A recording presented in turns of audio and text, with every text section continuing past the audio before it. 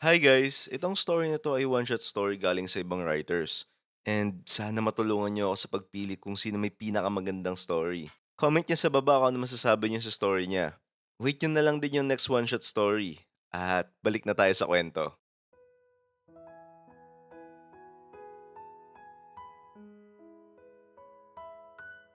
Ako si Mira. Hindi naman ako yung typical na college girl na may ka-MU o ka-talking stage. Sa school namin, kilala ako bilang isa sa mga top students. Yung tipong sinasabi ng iba na study first talaga si Mira. Dati simple lang naman yung routine ko. Papasok sa school, uuwi, gagawa ng assignments, tapos review para sa exams. Paulit-ulit lang. Ang goal ko lang talaga noon ay makapagtapos at mapasaya yung parents ko. Love life? Wala talaga sa isip ko. Pero nagbago yun nung nag-college ako. May nakilala akong lalaki na nagngangalang Irol. Psychology student siya. Hindi ko alam noon na yung simpleng pagkikita namin ay magiging start ng isang bagay na hindi ko inaasahan. Diyos ko po, malilate na ako sa klase. Tumatakbo ako sa hallway habang hawak yung mga libro ko. Sa sobrang pagmamadali, may nabangga akong lalaki. Hala, sorry. Hindi ko sinasadya. Napatingin ako sa kanya. Pasensya na ha. Nagmamadali kasi ako. Manlate na kasi ako sa klase. Okay ka lang ba? I'm fine. Medyo malamig yung tono niya. Tapos naglakad na siya palayo. Napatingin ako sa kanya habang paalis. Ang sungit naman. Saglit akong napaisip. Pero parang pogi siya ha. Napagian lang naman ako sa kanya ha. Bakit parang kinikilig ako? Pero dahil late na ako, tumakbo na ulit ako papunta sa classroom. Nasa kantin ako kasama yung mga kaklase ko para bumili ng pagkain. Habang naghihintay kami, nakita ko ulit yung lalaki. Yung nabangga ko kanina. Lumapit ako sa kanya. Hi, ako yung kanina na nakabunggo sa'yo. Gusto ko lang ulit mag-sorry. Ano nga pala pangalan mo? Irol. Irol from Psychology. How about you? Ako nga pala si Mira from Politics Science. Ngumiti ako. Nice meeting you, Irol. Sige, mauna na kami. May klase pa kami eh. Bye. Pagdating ko sa classroom, hindi ko alam kung bakit ang bilis ng tibok ng puso ko. Dahil ba sa pag-akyat ko sa hagdan? O dahil sa maikling usapan namin ni Irol? Napailing ako. Napugian lang naman ako sa kanya. Bakit parang kinikilig ako? Habang nag-scroll ako sa Facebook, bigla ko siyang naalala. Irol. Hinanap ko yung name niya hanggang sa makita ko yung profile niya. I-add ko kaya siya? Saglit akong napaisip. Bahala na. Inad ko siya.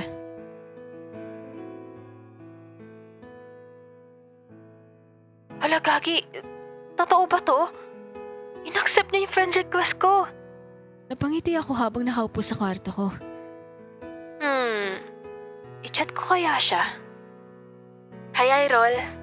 Hello. May klase ka bukas? Wala eh. Next week pa. Ikaw?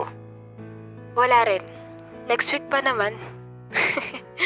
Grabe, sobrang dami kong ang gagawin. Parang walang katapusan. Ikaw pa. Kaya mo yan. Balita ko, top student ka nga sa school natin eh. Hala, sino nagsabi nun? Narinig ko lang. Ay, sana nga di SEM top student pa rin. Grabe. Madaldal pala kausap tong si Mira. Pero hindi siya nakakainis na madaldal. Funny siya at parang ang ganyang kausap. Nag-e-enjoy akong kausap siya. Hindi ko na muna siya nireplyan pagkatapos nun. Alam kong busy siya at baka makaabala ako. Pero hindi ko rin ma-deny na gusto ko siyang kausap. Papasok ako sa school ngayon. Pero parang may kakaiba. Parang may hinahanap ako. Hindi tulad dati na diretso lang ako sa classroom. Bakit na sana ako nang makita ko si Mira sa hallway? Mira, Lumingon siya. Ay, Rol! Hi! may klase ka ba? Wala pa. Ikaw? Wala rin. Saglit ako nag-isip. Kumain ka na ba? Hindi pa nga eh. Tara, sabay na tayo sa kantin. Sige. Simula noon, paminsan-minsan na kaming sabay kumain sa kantin. Minsan nagkikita kami sa hallway. Minsan nagchat-chat kami hanggang gabi. Hindi nagtagal. Napansin namin na sabay na rin kaming umuwi minsan. Pareho pala kami dumadaan sa parehong terminal ng jeep. Isang hapon habang naglalakad kami pa uwi, tahimik lang kami. Anong iniisip mo? Wala naman. Ngumiti ako.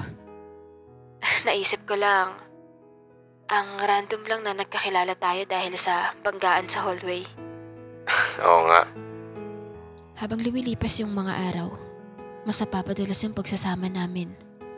Sabay kumain, sabay maglakad, sabay umuwi. At gabi-gabi pa rin kaming nagchat-chat hanggang sa napansin ko, parang may kulang sa araw ko kapag hindi kami nag-uusap. Isang araw, pagkatapos ng klase, naglalakad kami papunta sa gitnang campus. Tahimik yung paligid at huminto ako. Mira, Hmm? may sasabihin sana ako. Napatingin siya sa akin. Ano yun?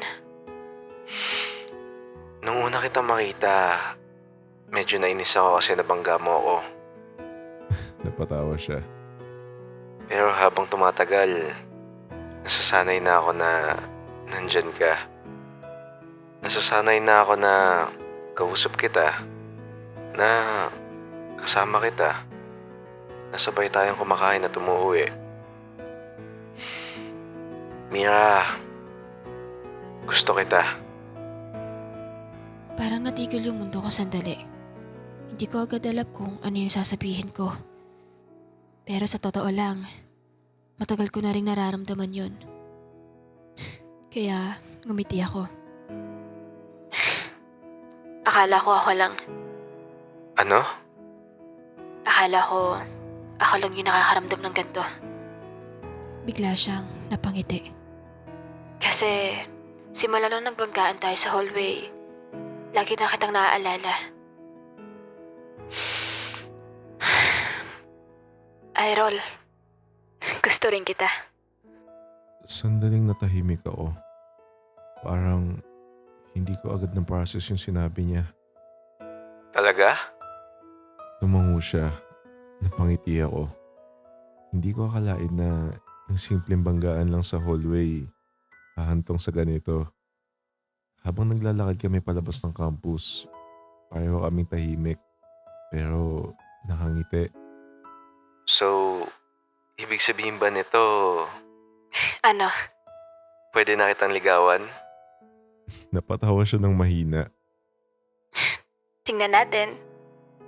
Basta, huwag kang mawawala sa chat ah. Hindi na siguro. Kasi simula ngayon, hindi na lang kita chatmate. Napatingin siya sa akin.